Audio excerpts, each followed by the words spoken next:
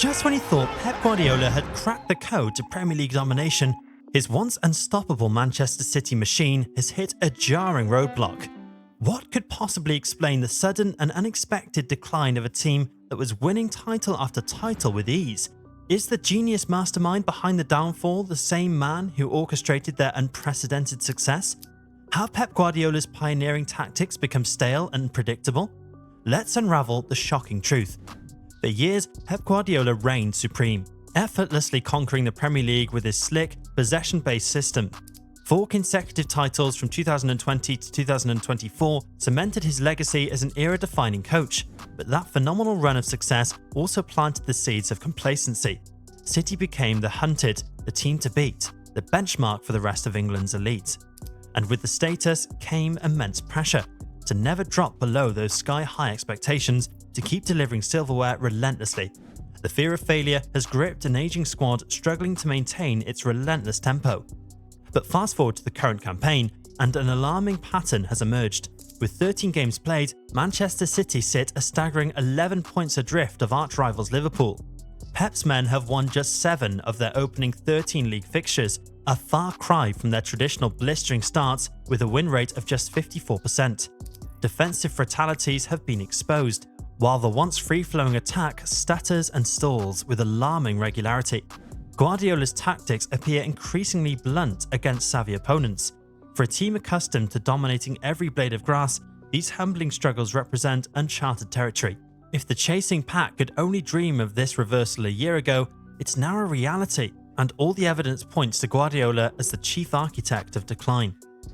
In the early years of Guardiola's Premier League reign, rivals were simply overwhelmed by City's unique playing style and intricate tactical systems. It was a playing style that was never seen before on the British Isles, but massive cracks have formed as opponents wised up to his tactics. The tiki-taka patterns, the overloads out wide, the relentless positional rotation, these once revolutionary concepts have become depressingly familiar to experienced Premier League minds.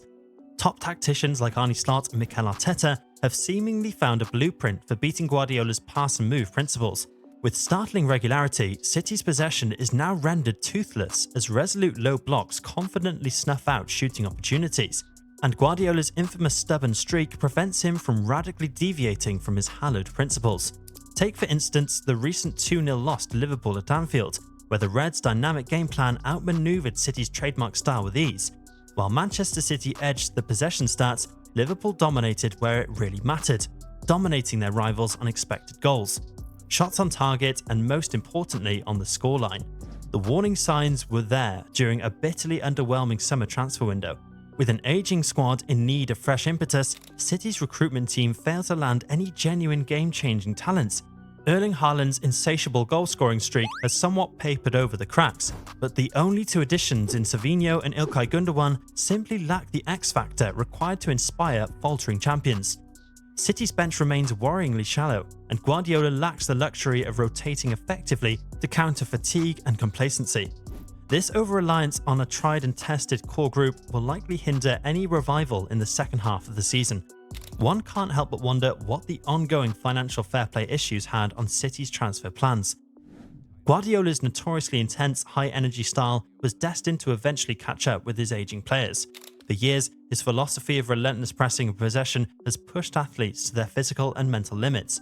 The astronomical demands placed on elite professionals were only sustainable for so long before the inevitable burnout phase. Too many key components in City's well-oiled machine are beginning to creak with the telltale signs of exhaustion. Sluggish movement, sloppy passing, lapses in concentration. From Kevin De Bruyne's diminishing dynamism to Kyle Walker's loss of pace, City look a shadow of their former selves. Of course, City's decline hasn't occurred in a vacuum. While Guardiola's charges run out of steam, revitalized rivals capitalized by evolving their own tactical methodologies. Arsenal's high-octane, lightning counters repeatedly tore City's defence asunder. Arne Slot's midfield mastery suffocated the life out of City's possession rhythms. Even top 10 teams like Brighton exposed flaws in the champion's fragile backline. The Premier League's elite are no longer dumbstruck by Guardiola's tactical wizardry after years of obsessive study. Meticulous opposition analysis has rendered City's patterns predictable and containable. As other Big Six coaches raise their own games, Guardiola's my way or the highway stubbornness risks leaving City falling behind. Perhaps Guardiola's most glaring flaw now lies in his cavalier, overindulgent squad rotation. His incessant tinkering, never hesitating to completely revamp lineups from one game to the next, has clearly disrupted the cohesion holding City's well-drilled machine together. Too often, his tactical gambles have backfired spectacularly as new assembled starting 11s look hopelessly disjointed, unable to recreate the speed and precision of passing required. The pursuit of idealistic squad balance has come at the cost of disruptive inconsistency in personnel, positions and partnerships. Where City's players were once a terrifying single-minded collective, they now resemble an awkward cast struggling with their individual roles. Guardiola's erratic rotation gambles have been compounded by devastating injuries to key midfield linchpin and Ballon d'Or winner Rodri. The powerful Spaniard's season-ending knee injury robbed City of their primary source of possession dominance, ceding territorial control in high-profile clashes. Without Rodri's intelligence, positioning and pinpoint distribution from deep, City too often surrendered cheap turnovers in advanced areas, leaving them badly exposed on the counter. Makeshift replacements like Mateo Kovacic and Ilkay Gundogan have floundered in attempting to replicate Rodri's effortless control of the engine room. As a result, City's trademark passing rhythms have short-circuited far too frequently. But losing Rodri's indomitable screen has highlighted another concerning frailty: City's long-standing defensive vulnerability. Too many times this season, seemingly harmless situations have rapidly descended into conceded goals as individual errors or lapses in concentration gifted opposition attackers free runs on goal. From Ruben Dias's uncharacteristic lapses in concentration to Edison's calamitous miskicks, a previously watertight backline has sprung costly leaks at the worst possible times. Guardiola's baffling inability to effectively organise a cohesive, well-drilled defensive structure increasingly looks like his fatal flaw. But for all his incredible strike rate, the extravagantly paid Erling Haaland has cut an increasingly isolated figure, leading City's line in recent months. The Norwegian goal machine isn't receiving the same level of service and support that made him so prolific in seasons past, with only 2 goals in the months of October and November. More disciplined, slower build-up has forced the irresistible frontman to drop deeper in search of involvement, but his game-changing movement and finishing prowess count for little if City's build-up patterns fail to consistently pick him out. Haaland's increasing frustration only adds to disjointed body language permeating the squad. As senior stalwarts burn out or succumb to injuries, Guardiola has been forced to lean heavily on unproven youngsters to fill pivotal roles. Exciting prospects like Rico Lewis and Savinho have undoubted long-term potential, but are being thrust into the white-hot furnace before their time. Unsurprisingly, the kids have floundered amid heightened pressure and responsibilities they're ill-equipped to handle. Lewis's harrowing afternoon against Spurs in a recent 4-0 defeat exposed his defensive naivety, while Savinho continues to squander chance after chance as he is yet to register a Premier League goal. These jarring inconsistencies are endemic of a skewed squad depth, leaving City alarmingly short of experienced cover. Beyond purely tactical concerns, troubling rumbles of dressing room unrest threaten to undermine Guardiola completely. The Catalans' notorious my way or the highway demands have always risked alienating portions of the squad, but with City's iron grip on trophies loosening by the week, patience among senior stars is fraying, with rumours of Kevin De Bruyne being unsure of how much longer he can work under a manager like Pep Guardiola. An increasingly tetchy Guardiola appears unwilling to abandon dogmatic principles despite mounting evidence they've been figured out. If a divide between the boss and disgruntled members of his once obedient flock widens further, implosion could follow.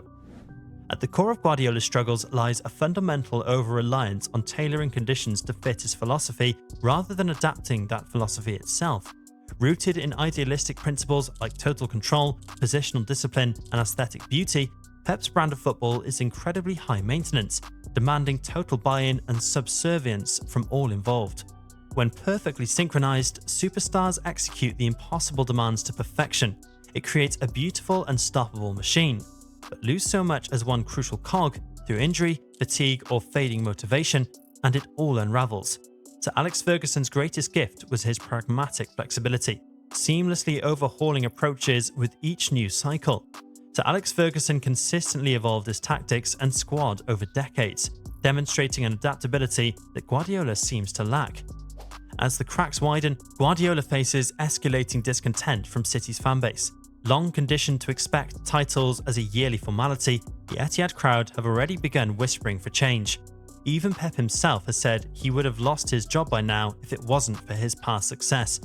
Rival supporters delight in mocking the fallen champions, branding Guardiola as an overrated, bold fraud, whose reputation will soon lie in tatters. Damning statistics and embarrassing replays exacerbate the pressure.